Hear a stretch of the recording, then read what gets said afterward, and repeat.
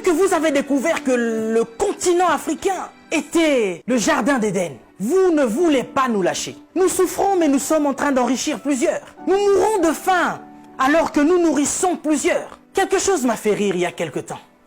23 Italiens retrouvés clandestinement sur un port nigérian. Ah, depuis quand l'Italien rentre clandestinement au Nigeria?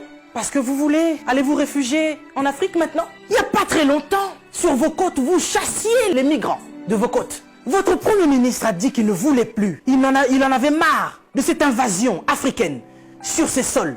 Nous avons vu un migrant noir mourir dans les eaux de Venise sans que personne ne lui porte secours. Parce qu'il était noir, parce qu'il était africain. Nous avons tort parce que nous sommes africains ou parce que nous sommes riches de nos sols?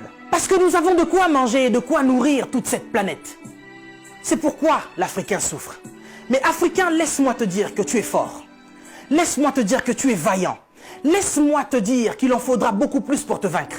Ils ont essayé de nous décimer par l'esclavage. Ils n'ont pas pu, nous sommes encore là, et plus nombreux que jamais. Et nous sommes plus résistants que jamais. Parce que tous ces microbes auxquels nous faisons face chaque jour ne réussissent pas à nous décimer. Ce n'est pas un Covid-19 qui va décimer le peuple noir. N'ayez pas peur, tel est mon message.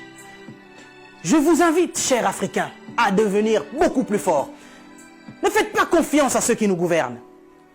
Ça fait des lustres qu'ils sont là. Ils prennent leur retraite tout en étant présidents. Ils ont du mal à lâcher ce fauteuil qu'ils pensent être éternel. Qui a déjà fait 200 ans au pouvoir? Êtes-vous assez fort pour faire 300 ans? Vous n'arrivez même pas à faire 100 ans. Mais vous êtes tellement médiocre, ignoble. J'ai suivi plusieurs de nos présidents africains qui ont copié le discours du président Macron. Bande de marionnettes, bande de gigolos. Vous n'êtes même pas capable d'écrire vos propres discours, au point où vous devez copier sur ce que Macron dit. Lui-même, il est en train de mentir à la population française. Son gouvernement nous ment depuis le début. Et vous, vous suivez Macron pour continuer à mentir aux Africains? Mais nous, vous nous mentez depuis des siècles. Vous nous mentez et encore vous nous mentez. Pour remplir vos poches. Vous vivez dans des palaces, mais vous vous souciez même pas de ce que l'Africain doit manger. Oui, nous sommes en deuil. Et depuis des siècles, nous sommes en deuil. Parce que nous ne pouvons pas manger à notre faim. Parce que nous ne pouvons pas avoir de l'eau potable. Parce que nous ne pouvons pas avoir de l'électricité. Regardez à l'est de la RDC. Il y a un génocide qui perdure. Des gens meurent. Qui en parle? C'est sous silence. Et aujourd'hui, l'OMS vient nous parler de la pandémie, de l'épidémie, qui n'a même pas fait 100 000 morts dans le monde. Ces millions de Congolais qui meurent chaque jour. Qu'est-ce que vous en faites? Vous nous parlez de crise? Vous voulez prendre des décisions de crise? Mais nous, ça fait des siècles que nous sommes en crise. Qu'est-ce que vous faites, cher président? À part manger et boire et faire des fêtes. Vous parlez confinement? Oui, l'Africain accepte. Mais nous sommes en confinement, nous, depuis des siècles. Les gens meurent tous les jours de la famine. Ça, ce n'est pas une épidémie, ce n'est pas une pandémie. Des jeunes filles se font exciser tous les jours en Afrique de l'Ouest. Boko Haram est en train de exterminer des gens. Ils violent des femmes. Ils séquestrent des jeunes filles. Boko Haram, qui leur vend des armes? Qui en parle? Et à cause du Covid-19, vous voulez faire paniquer les Africains qui vivent déjà en panique depuis des siècles. Quand nous voyons nos frères qui essayent de fuir leur continent et qui meurent dans les eaux de la mer, ça c'est un génocide qui perdure depuis des siècles. Et nous en avons marre, nous en avons assez. Nous voulons qu'il y ait un changement. Mais qu'est-ce qui vous manque à vous aujourd'hui? La Chine a pu construire un hôpital en 10 jours. Vous savez, ça fait depuis 72 ans, si je ne me trompe pas, que l'État d'Israël existe.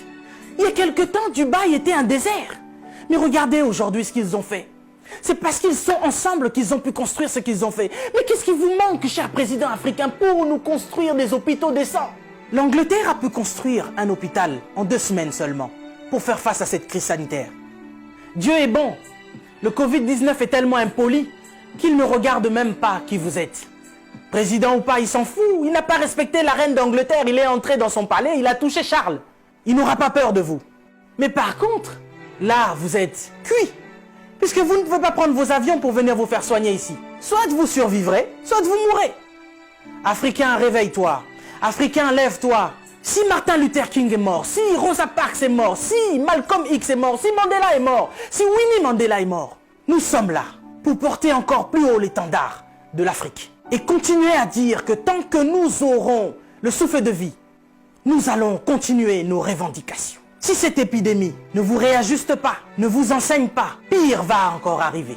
Vous passerez, l'Afrique sera encore là, et l'Africain aussi. Cessez votre méchanceté, cher président. Donnez-nous de l'eau, donnez-nous de l'électricité, construisez des hôpitaux, arrêtez de faire mourir l'Africain par la faim, parce que nous, c'est pas le Covid-19 qui nous tue. Nous mourrons déjà de la famine. Pendant que vous avez fait des provisions pour vos maisons, ce petit Africain, il va manger quoi, lui? Cette épidémie passera. Nous sortirons de là, certainement. Mais vous n'allez pas vous en sortir ainsi, devant le tribunal de Dieu. Mais avant le tribunal de Dieu, ici sur cette terre, vous serez jugés. Africains, sois forts. Que personne ne te fasse peur. Respectez les règles d'hygiène, mais n'ayez pas peur. Nous sommes forts. C'est Dieu qui nous protège.